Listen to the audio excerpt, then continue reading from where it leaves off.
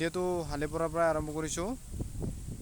বৰ্তমান আছোঁ আমি হালিপাৰা। এইটো হৈছে হালিপাৰাৰ বুঢ়াগোঁহাই মন্দিৰ আৰু এইখন হৈছে আমাৰ বাইকখন। এইখনেৰে আজি আমি ৰাইডটো আৰম্ভ কৰিম বুলি ভাবিছোঁ। আৰু এনেকৈ গাইজ বাইক ষ্টাৰ্ট দি আজি ৰাইডটো আৰম্ভ কৰিলোঁ। এতিয়া যাম আমি আৰিডোঙা। তাত যাই কিনে আমি এটা ৱাটাৰফল, আৰিডোঙা যোৱাৰ উদ্দেশ্য এটাই, তাত যাই কিনে আমি এটা ৱাটাৰফল চাম। ৱাটাৰফলটোত চোৱাৰ লগতে তাত গা পা ধুই কিনে আহিম বুলি কিনে ভাবিছোঁ ঘৰলৈ উভতি। আৰু আমাৰ গাঁৱৰ পৰা আজি বহুত কেইজন ল'ৰা গৈছে আৰিডোঙা চাবলৈ আৰু তেওঁলোকৰ গাৰ্লফ্ৰেণ্ডো লৈ গৈছে। পাৰ্মিশ্যনে আপোনালোকক। চ' আপোনালোকে এতিয়া নেচাৰেল বিউটিটো একবাৰ লক্ষ্য কৰিছেনে? নেচাৰেল বিউটিটো আপোনালোকে একবাৰ চাওকচোন। তাত কি ধুনীয়া চাইডে চাইডে পাহাৰৰ মাজতে এটা হাইৰড।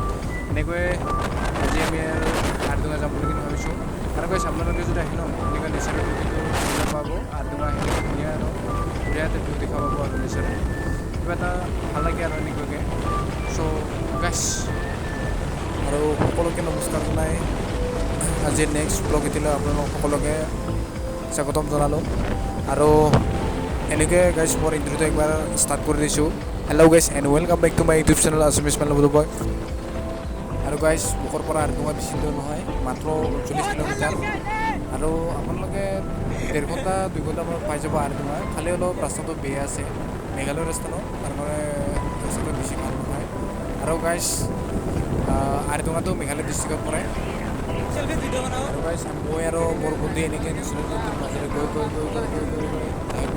আৰিডোঙাত পাম আৰু বুলি ভাবিছোঁ। এতিয়া আমি হাইমেলিকা পালোঁ আৰু হাইমেলিকা পাৰ হৈ আহিলোঁ।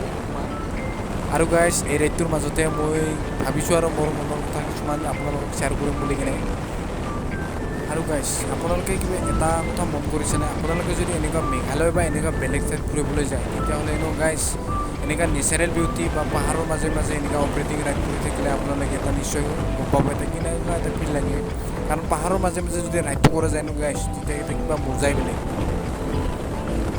চাৰিও চাইড গাইছ পাহাৰ, মাজত হাই।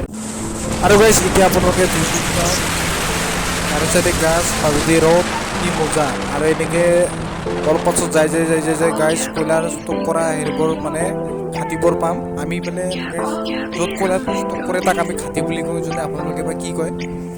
আৰু গাইছ পাহাৰৰ পৰা আনি কিনে ইয়াতে কয়লাবোৰ ষ্টক কৰে আৰু এনেকৈ ট্ৰাক পৰা ৰখি আছে আৰু কয়লা নিবৰ কাৰণে।